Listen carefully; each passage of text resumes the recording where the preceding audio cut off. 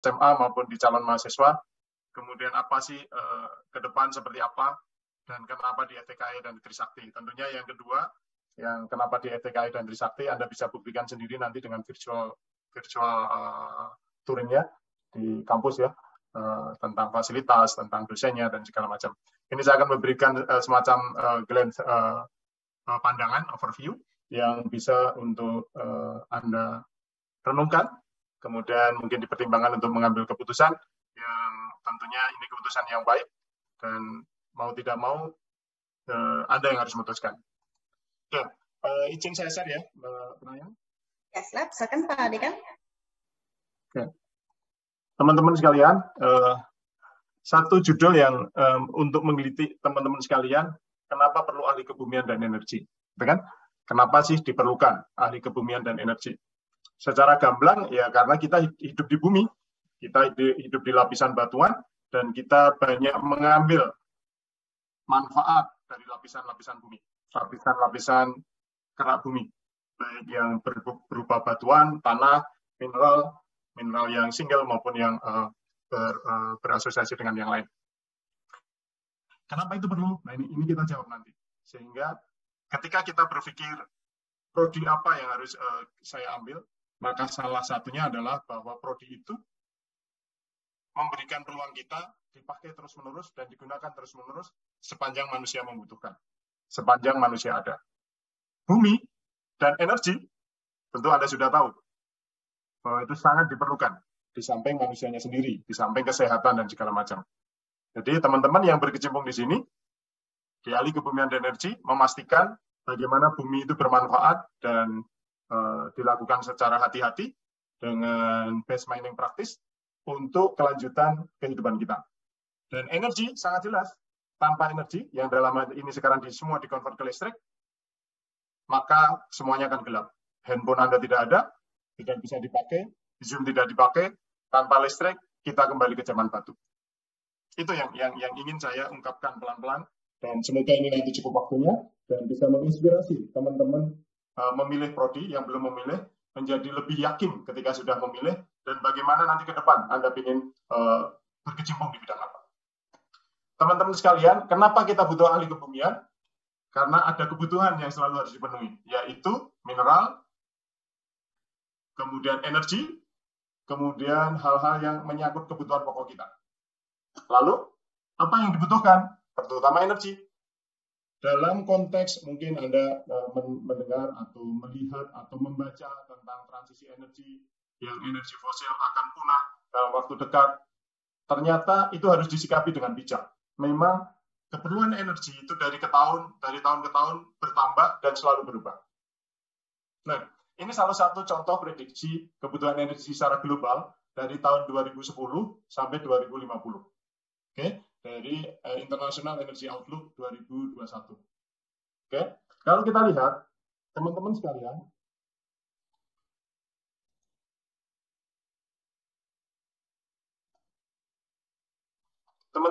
ini kita juga harus melakukan analisis tersendiri. Kita di tahun 2020-2021, kemudian ini adalah renewables, jadi green energy, dan juga sesuatu yang bersih dari karbon.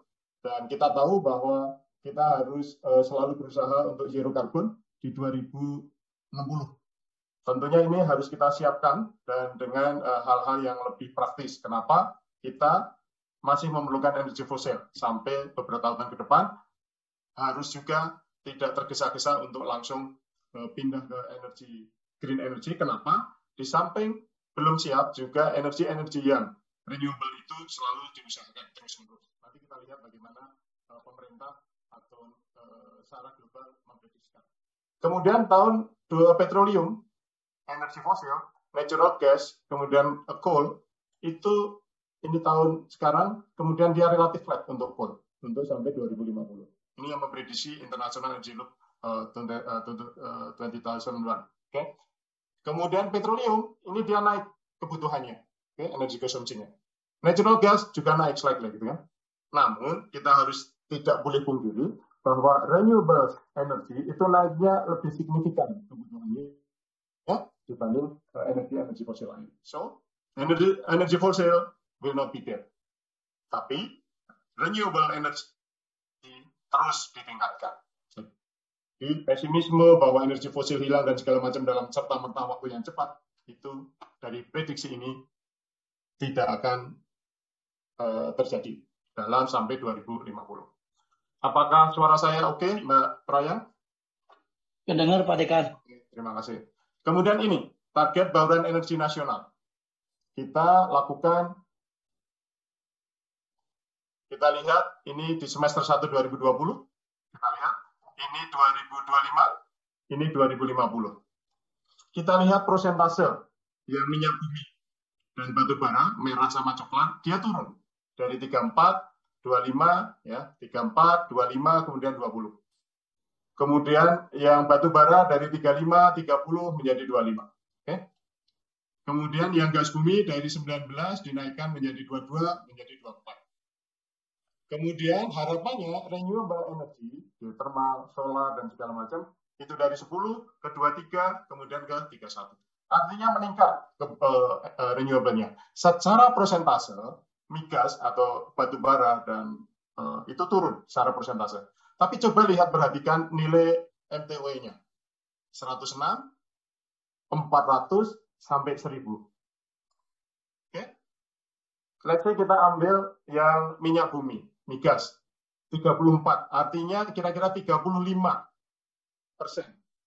dikali 106. Berarti ya sekitar 35 MTOE. Tapi meskipun turun ke 25, tapi dari 400, artinya dia 100. Ada kenaikan dari 35 ke 100 untuk minyak bumi kebutuhannya. Demikian juga minyak bumi untuk ke tahun 2050, 20% dari 1000. Artinya berapa itu? Seperlimanya 200. Jadi ada kenaikan dari 35, 100 menjadi 200. Tentunya energi fosil itu harus dikelola supaya tidak polusi, CO2-nya bisa di carbon capture masuk ke bumi lagi dan segala macam. Ada teknologi di situ. Lebih bersih dan segala macam. Karena itu tuntutan dari transisi energi dan tuntutan kita sebagai manusia supaya bumi aman, pemanasan global terkendali dan climate change kita kendalikan. Artinya kita survive, bukan kendalikan. Kita bisa prediksi itu. Jadi ketika Anda pesimis, aduh minyak nanti habis, ini habis, enggak, kebutuhan semakin meningkat. Tapi harus paralel dengan peningkatan renewable energy dan juga bagaimana climate change kita jaga, kebersihan dan CO2-nya kita kurangi. Teman-teman, kebutuhan mineral itu di semua segmen. Anda lihat, di rumah Anda itu hampir semua kebutuhannya mineral. Dan tentunya kayu. Okay? Tapi dari mesin-mesin modern, semuanya membutuhkan mineral. Okay? Aspal juga membutuhkan. Plumbing juga membutuhkan. Kita tahu subsurface, kita membutuhkan ahli kebumian juga. Kita membangun, perlu ahli kebumian. Semua bangunan ini juga perlu energi. So what? Materialnya butuh dari bumi, energinya dari bumi. Itu yang kita sebut kebutuhan ahli kebumian dan energi selalu dibutuhkan. Oke? Nanti kalau Anda belajar di teknik kebumian, baik geologi, minyak atau tambang, Anda akan mengenal mineral-mineral ini dan kegunaannya. Teman-teman sekalian, kita sering mendengar berita tentang apa? Ada smart city. Smart city itu seperti apa? Smart city itu penggabungan Society 5.0 dan Internet of Things. Itu pun kita tidak lepas dari kebutuhan-kebutuhan material di bumi. Setiap membangun, Anda perlu semen. Semen berarti Anda perlu material batuan. Anda membangun kincir angin, Anda perlu metalnya, Anda perlu yang lain. Even di handphone saudara, itu at least beberapa gram itu ada mineralnya, ada logamnya. Di samping plastik, di samping material buatan lain. Tapi semua logam dan segala macam itu ada di handphone Anda. Bayangkan kalau mineralnya itu tidak diekspor, tidak diproduksi. Energinya tidak di-create dari migas dan segala macam, dari hydropower dan sebagainya. Praktis Anda tidak bisa memakai handphone. Nah, demikian juga tantangan SDG. Kita harus selalu mengedepankan ini di 2030, tinggal 8 tahun lagi. Tentunya ini juga tantangan kita. Di quality education, gender equality, kemudian kita bisa bicara masalah di clean energy, climate change, kemudian kita bicara life online dan life below water sebagai geologi kelautan atau tambang atau minyak, kita juga sebagai partner of the goals. Jadi kita bisa pakai seperti itu. Bahkan beberapa teman di ilmu kebumian sudah sampai kepada recycling, consumption, dan production, seperti urban mining dan segala macam. Ini hal yang perlu saya sampaikan supaya teman-teman bisa melihat dari berbagai view. Nah, kemudian kita sekarang ini baru hebohnya dengan energy transition dan juga kebutuhan ke depan.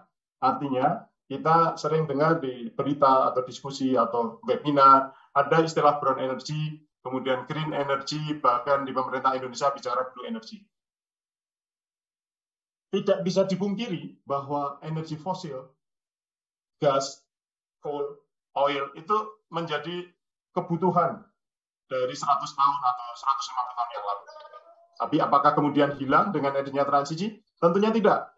Yang saya sebutkan tadi, bahwa semua harus bergeser ke green energy. Artinya, teknologi harus berubah, bagaimana merubah coal menjadi DNI, bagaimana coal kemudian dirubah menjadi liquid gas, bagaimana oil yang lebih bersih, gas yang kemudian lebih bersih, supaya yang brown-brown, yang kotor-kotor ini menjadi satu yang clean.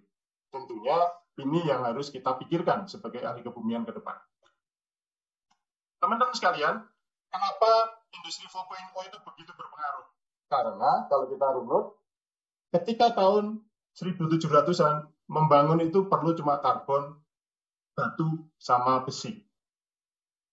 Kalau Anda lihat film-film yang background-nya Yunani dan segala macam, itu ya itu yang dibutuhkan. Bangunan kayu, batu, sama besi. Tapi kemudian ketika mesin uap ditemukan dan segala macam, kemudian muncul kebutuhan yang lain.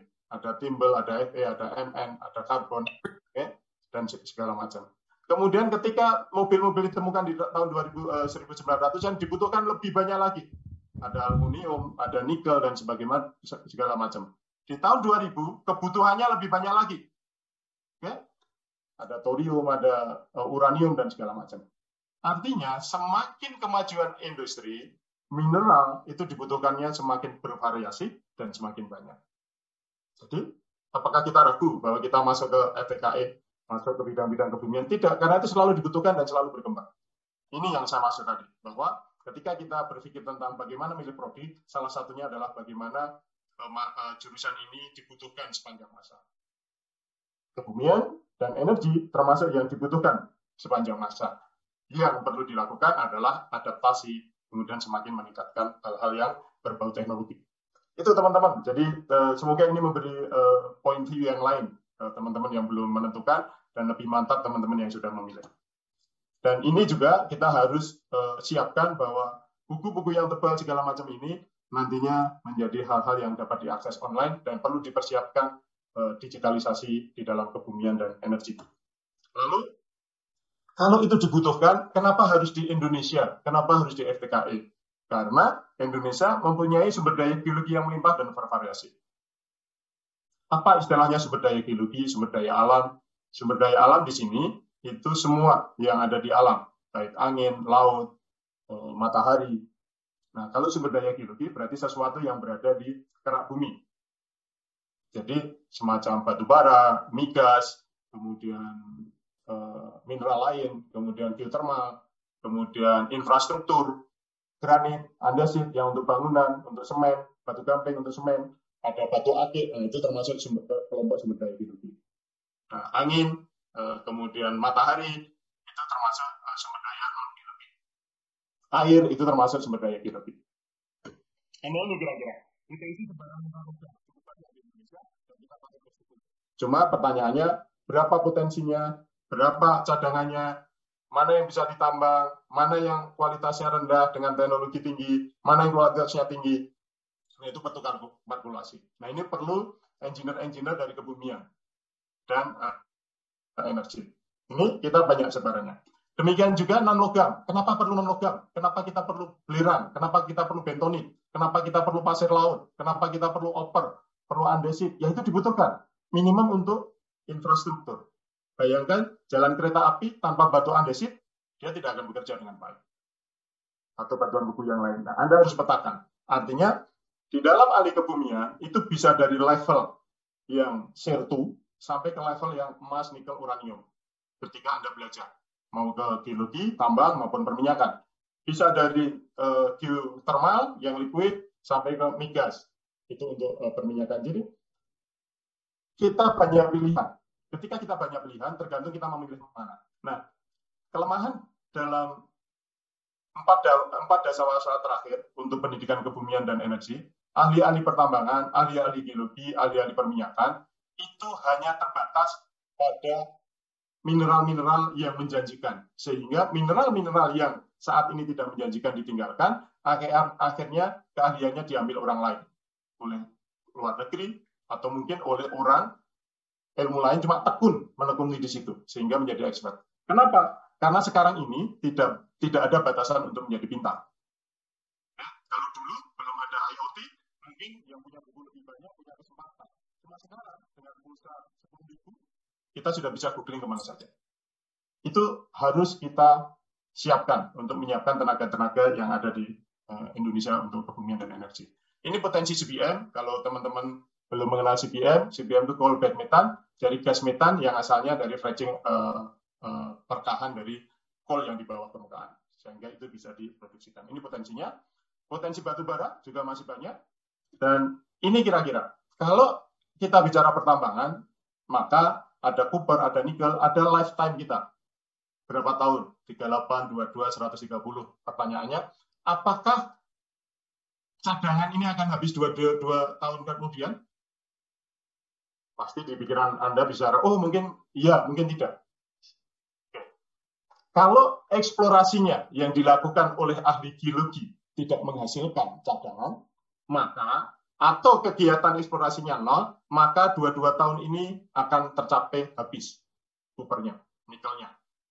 Tapi kalau teman-teman teknik geologi berhasil menemukan lagi yang baru, maka cadangannya akan naik, yang akan kemudian diproduksikan oleh teman-teman di tambang dan atau mungkin di perminyakan nanti yang minyak, itu akan nambah terus. Akan berubah waktunya ini. Jadi yang merah-merah ini, jangan khawatir, ini sesuatu yang terus-menerus diusahakan oleh ahli geologi untuk menambah cadangan tambang, mineral-mineral, dan migasnya. Itu cara pandang kita ya. Di migas juga seperti itu. Nah, contohnya ini, di migas kita, itu cekungannya masih banyak. Yang produksi atau cekungannya, produksi, itu 19. Dan 109 itu masih ditunggu untuk dieksplorasi. Siapa yang mengeksplorasi? Ahli-ahli geologi perminyakan, ahli geologi migas. Okay? Dan cadangan kita ini. Okay? Untuk gas, 52, TCF dan 3,2 bilion. Nah, kalau ini dipakai terus, maka akan habis. Tapi kalau kita mengeksplor 109 ini, maka ini akan nambah. Kalau nambah, maka migasnya akan terus hidup. Tidak 10 atau 20 tahun tadi habis. Cuma kalau nggak ada eksplorasi, ya pasti itu akan tercapai. Baik mineral maupun migas. Nah, ini yang sampaikan tadi, bahwa ketika proven potensialnya segini, bayar segini, gas segini, untuk umur cadangan tanpa eksplorasi itu hanya 9 tahun untuk minyak bumi. Tapi untuk gas bumi 17,7.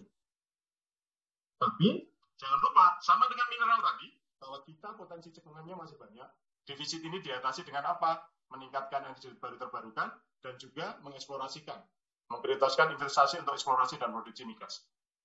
Sehingga ini bisa naik, ini naik juga. Oke, ini naik. Seperti halnya kalau teman-teman dengar kemarin di Amandaman C, kita menemukan cadangan migas yang luar biasa besar menurut perhitungan awal. Artinya itu meningkatkan umur ini, dan ini belum masuk ada di sini. Nah, apa sih yang ingin saya sampaikan ke teman-teman? Begini, bahwa kebumian ini ada bidang menemukan, mengeksplorasi, kemudian mengetes apakah itu ada atau tidak, berapa cadangannya, itu oleh teman-teman geologi. Kemudian migas dan mineral cadangannya berapa kemudian diproduksikan, itu oleh teman-teman pertambangan dan teman-teman perminyakan. Tapi ingat bahwa setiap ilmu itu berkembang, setiap profesi itu berkembang. Maka saya sering mengistilahkan transprofesi, pergantian profesi. Background-nya geologi, kemudian S2-nya minyak, kerjanya S3-nya tambang, mereka bekerja dari hulu ke hilir. Ada yang background-nya tambang, ambil geologi, dia masuk ke ranah eksplorasi. Untuk apa? Untuk ke eksploitasi. Demikian juga ahli-ahli perminyakan, ambil geofisik, ambil geologi untuk mengarah ke eksplorasi dan produksi. Jadi Artinya itu pilihan setelah Anda lulus untuk kemana Anda meralih. Nah, geothermal juga demikian. Indonesia itu ranking 2 kalau kita lihat di sini. Banyak sekali potensinya dan sekarang ini baru digenjot untuk pengembangannya. Sehingga teman-teman dari pertambangan, perminyakan, geologi bisa ke geothermal untuk mengembangkan itu. Nah, dari beberapa diskusi, kebutuhan tenaga profesional ilmu kebumian di Indonesia di masa depan itu masih sangat tinggi. Kenapa? Kita masih memerlukan ahli-ahli kebumian untuk mengkonvert dari potensi resource menjadi cadangan untuk menggantikan cadangan yang terproduksi. Indonesia masih memiliki potensi alam itu yang menjanjikan, sehingga kita harus giat untuk ke sana. Indonesia memerlukan tenaga ahli kebumian yang siap pakai, pengetahuan memadai, wawasannya luas, terutama dalam eksplorasi migas. Kenapa tidak mineral? Kenapa tidak geothermal? Ya karena di masa ini kita membutuhkan sangat dengan migas. Mineral, nikel kita mungkin nomor 1. Ya, batu bara kita sebut besar dalam ekspor dan produksi. Nah, artinya semua diperlukan. Cuma dalam konteks sekarang ini, karena kita banyak sekali dibutuhkan untuk eksplorasi. Kemudian berusaha kita selalu berkomunikasi. Ini kira-kira tahapan, nanti saya beri contoh secara umum, tahapannya secara umum itu seperti ini. Jadi ada kontrak, kemudian melakukan eksplorasi, kemudian dipilih yang ekonomis, kemudian izin dan konstruksi, kemudian produksi, kemudian habis mati. Nah sekarang, di mana dibutuhkan ahli kebumian? Oke, di semua lini ini dibutuhkan ahli kebumian. Dari geologi, geofisika, perminyakan, pertambangan, tergantung jenis pekerjaan dan jenis komoditinya. Kalau migas dan segala macam berarti produksi membutuhkan lebih banyak ahli teknik perminyakan. Cuma di sini ada namanya ahli geologi produksi. Ada. Kalau pertambangan, ahli batu bara, ya di sini berarti pertambangan. Ahli-ahli pertambangan lebih banyak. Tapi dibutuhkan juga geological production untuk batu bara yang mengetahui bagaimana siklus perubahan kualitas batu bara, kemudian di setiap lapangan, kemudian bagaimana memetakan dan segala macam. Jadi yang dilihat adalah porsinya.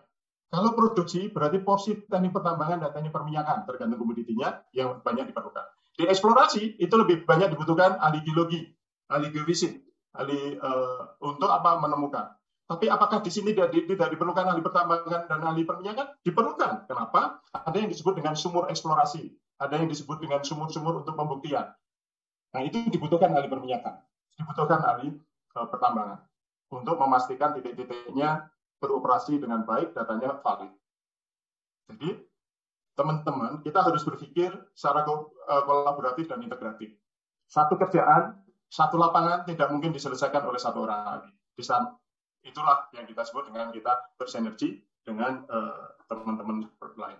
Ini siklus untuk mineral resources. Jadi, ada available land resources, kontrak, kemudian dieksplorasi 8-10 tahun oleh ahli-ahli geologi, kemudian assessment oleh ahli-ahli lingkungan, dan approval dan segala macam, AMDAL diperlukan, ahli lingkungan bisa tambang, bisa geologi background-nya dan segala macam, konstruksi kita butuhkan orang sipil, orang mesin, orang tambang, orang geologi, untuk geologi tekniknya, kemudian operation, itu butuh lebih banyak ahli pertambangan, ahli mesin, ahli transportasi, di samping ahli geologi, kemudian penutupan, dan kemudian reklamasi. Reklamasi, monitoring, butuh ahli biologi, ahli geologi, ahli lingkungan, ahli tambang, ahli macam-macam di sini, sosial. Jadi kita mempunyai siklus di situ. Demikian juga siklus di industri migas, kita punya hak untuk melakukan mining atau hak kontrak, kemudian melakukan exploration, appreciation, ada discovery. Nah, fase ini lebih banyak geologi, geofisik, meskipun teman-teman ini kemudian field construction, development decision, kemudian kita lakukan production. Di fase-fase itu, geologinya akan semakin berkurang, itu tapi tetap selalu ada. Jadi tergantung bagaimana kita mengasah skillnya. Di geothermal juga demikian. Ada fase eksplorasi ke sini, dan eksplorasi itu tidak hanya di lapangan, bisa memodelkan di komputer, bisa menghitung di komputer, dan segala macam. Ini ahli-ahli eksplorasi. Kemudian AMDAL, kita butuh ahli-ahli lingkungan, kemudian kita lakukan perizinan dan kemudian produksi. Ini untuk bayangan apa? Teman-teman yang kira-kira kita nanti ke mana?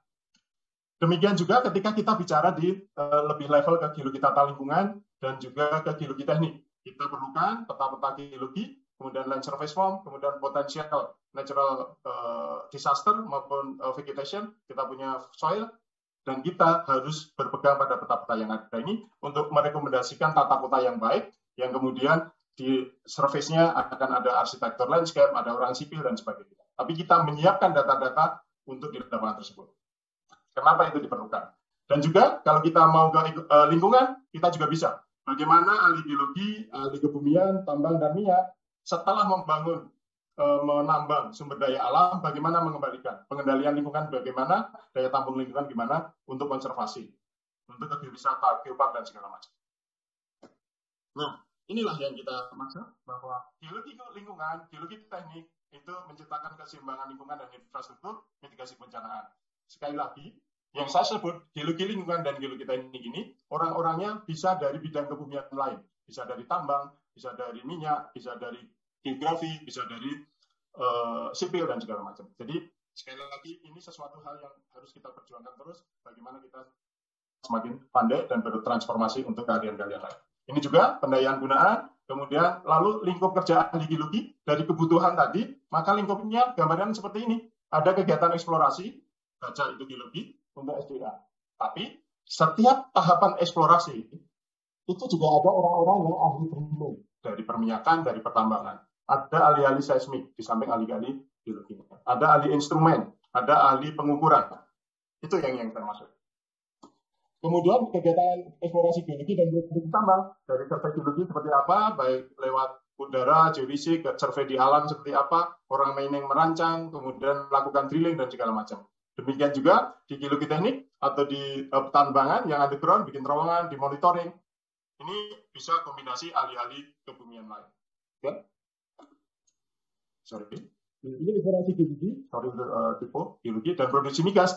Jadi eksplorasinya dari lapangan bisa, kemudian dari survei bawah permukaan, apapun geofisiknya, kemudian foto udara, kemudian kita membuat map. Nah, di dalam kegiatan eksplorasi itu kita juga harus bekerja sama. Kalau tadi dengan ahli teknik tambang, untuk sipil, kita kerjasama juga dengan teknik perminyakan untuk drilling dan segala macam. Ini orang geologinya, ini orang geologinya, ini orang well yang kita lakukan surveinya. Artinya, kalau kita bisa bicara ringan dan simpel, teman-teman tambang, geologi, minyak itu bekerja dalam satu tim. Yang satu menyiapkan, menemukan, memastikan titik poin yang dibor, titik poin yang ditambang. Teman-teman perminyakan di tambang itu adalah bagaimana mendigging atau menggali atau membor. Saat ngebor, dipastikan geologinya juga mendampingi. Orang geologi nggak bisa langsung ngebor tanpa bantuan orang mesin, orang tambang, orang perminyakan.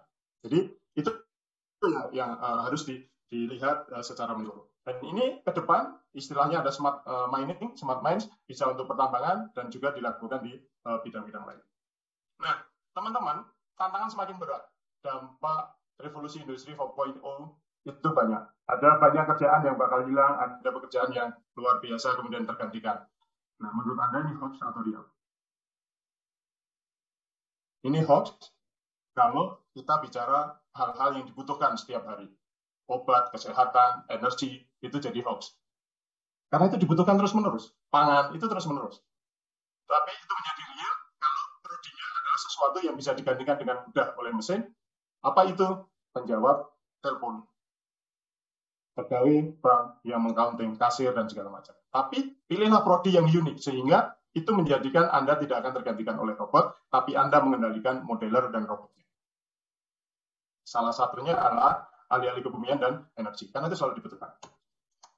Oke, tantangannya ke depan Anda di kebumian itu akan seperti bermain seperti virtual reality, seperti Anda main game, main apa, point blank let's say, main GTA let's say, atau main yang lain. Dan di situ ada ilmunya, dan di situ bisa kita lihat bagaimana menambang secara virtual, eksplorasi secara virtual, kemudian ngebor minyak secara virtual, menemukan emas secara virtual, itu bisa dilakukan. Dan itu bisa dilatih dengan real data yang ada. Sehingga teman-teman, nanti ketika Anda ke simulasi bumi, kebumian, dan segala macam, jangan canggung ketika Anda bermain seperti main game. Bagaimana ngebornya, arahnya kemana ya? Dibelokin ke sini gimana ya? Kemudian mendapatkan emas seperti apa ya? Datanya seperti apa ya? Dan itu ke depan akan semakin berkembang. Ketika kemudian itu di-apply ke lapangan data-data yang ada. Nah, skill industri ke depan ini yang harus kita lakukan, yaitu bagaimana kita selalu mengedepankan bagaimana memecahkan masalah, bukan menjadi sumber masalah. Nah, FTKE menyiapkan itu, bagaimana menyiapkan mahasiswanya untuk menjadi sumber-sumber pemecah masalah. Dan kita berperan untuk membuat Indonesia maju di 4.0.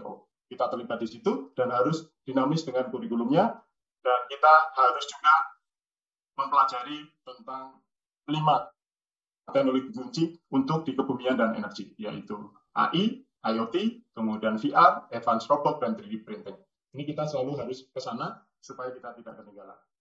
Pertanyaan selanjutnya, apakah FTKE pilihan yang tepat? Kalau iya, kenapa?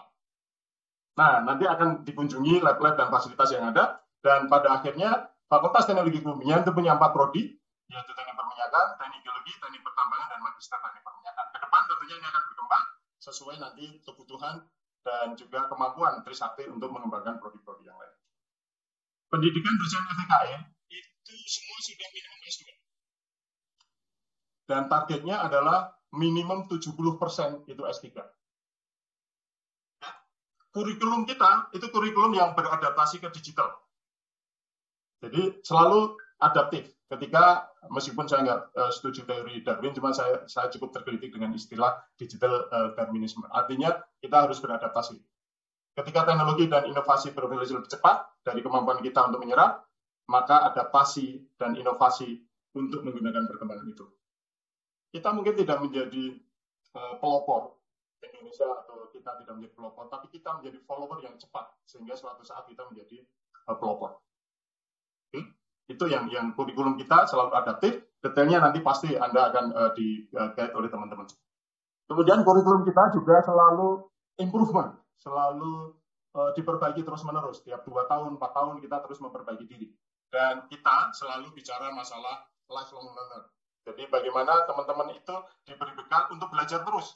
Bukan lulus kemudian mandek. Diberikan satu metode untuk belajar long life learning. Karena kita akan ketinggalan kalau tidak belajar. Dan juga yang terpenting kita punya trikrama untuk revolusi mental. Itu yang paling penting. Itu kita harus ada revolusi mental.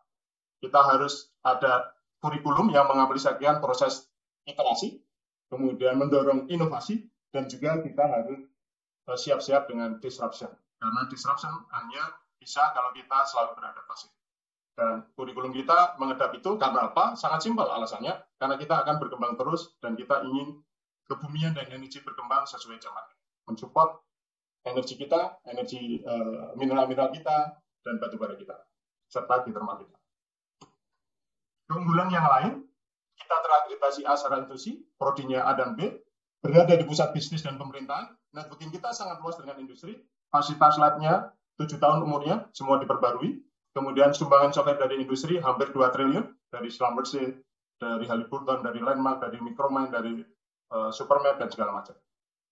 Dan beruntung kita di prodi, tambang itu ada sekitar 50-an prodi, minyak itu ada 20-an prodi, geologi itu punya 35 prodi, dan secara publikasi kita itu ranking 1 dan ranking 4. Sehingga itu membuktikan publikasi dosen-dosen kita, penelitian-penelitian dosen di Trisakti, di FTKE, itu sangat unggul. Kalau Anda ragu, silakan cek di Sinta Kemendikbud, itu ada di situ semua. Pendekatan FTKE, ya kita mendorong semua orang bisa pintar, jadi menumbuhkan semangat belajar, dan tidak canggung belajar yang baru.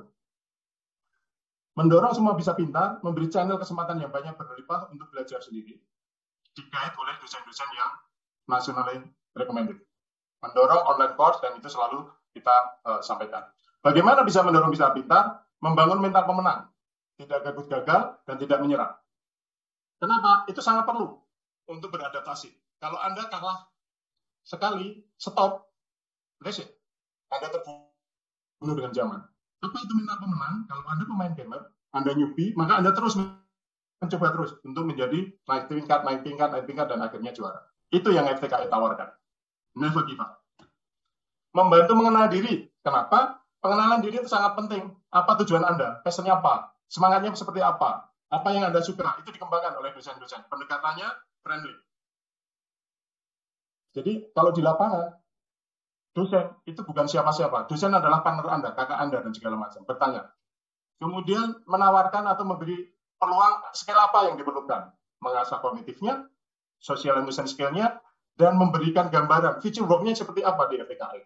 Sehingga Anda menjadi tertarik, menjadi bagaimana menyiapkan kehidupan kemahasiswaan Anda. Dan yang paling penting, pendekatan pengendalian bagaimana sih anak ini atau mahasiswa ini cara belajar yang tepat. Apakah dia dengan visual, apakah dengan audio, atau dengan kinestetik. Lalu bagaimana mengenalkan, bagaimana membuat notes, mensketsa, meringkas, mengorganize tata waktu, dengan apa? Dengan pelatihan-pelatihan di kuliah lapangan, praktek lapangan, pemetaan, itu mendorong mahasiswa untuk menjadi lebih mengenal diri. Teman-teman sekalian, kemudian memfasilitasi mengasah soft skill. Fokus terhadap apa yang jadi tujuan. Soft skill di FTKI sangat luar biasa. Bahkan kita punya organisasi mahasiswa, himpunan yang memang resmi, ada seksi mahasiswa yang berafiliasi dengan organisasi profesi di luar, bahkan di internasional. Apa contohnya? Ada APG, Student Chapter. Ada SEPE, SPE Student Chapter. Ada himpunan, ada unit, dan segala macam.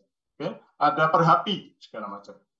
Kemudian kita memfasilitasi bagaimana membangun kebiasaan. Jangan dianggap enteng kebiasaan itu. Kebiasaan itu bagaimana kita mengukur diri. Bagaimana kalau kita punya target, apa kebiasaan kita. Bagaimana mencapai target, kebiasaannya seperti apa. Bagaimana berproses kebiasaannya seperti apa. Kemudian kita juga berusaha untuk memfasilitasi mengasah soft skill, kemampuan Anda untuk apa? Menahan diri, untuk puas diri. Untuk sekedar mencari imbalan. Oh, saya mau ikut kejuaraan itu ya supaya dapat nilai, supaya dapat uang, supaya dapat piagam, supaya dapat pengakuan. Bukan begitu. Tapi bagaimana Anda itu gratification-nya itu nanti ketika Anda sukses dan Anda sangat puas. Tentunya welas asih dan kasih sayang itu yang tercermin dari sikap-sikap kita, dan Trisakti mempunyai hal tersebut untuk memfasilitasi soft skill kita, karakter kita, yaitu Trikrama Trisakti. Takwa, terampil, asa, satria, sportif, setia. Itu yang kita inginkan ke depan. Enjoy, meaningful, and good at the process. Yang jelas, Anda itu untuk sekolah ya dalam rangka mencari kebahagiaan dan sukses. Dan itu bukan perjalanan sendiri. Karena Anda akan kesepian dan Anda akan terhimpit. Namun ini akan menjadi bagian tujuan yang besar bersama FTKI, Usakti menuju ke tujuan Anda, kebahagiaan Anda. Ini adalah partner-partner kita dan terima kasih. Assalamualaikum warahmatullahi wabarakatuh. Waktu saya kembalikan Mbak Prayang. Sorry kalau terlalu panjang karena sering saya melewati batas waktu. Mohon maaf teman-teman kalau waktunya tersita. Makasih Mbak Prayang. Assalamualaikum warahmatullahi wabarakatuh. Ya, waalaikumsalam warahmatullahi wabarakatuh. Boleh kita beri virtual applause untuk Bapak Dekan kita. Terima kasih banyak kepada Pak Burhan selaku Dekan FTKI atas sambutan dan juga materi yang very comprehensive and insightful.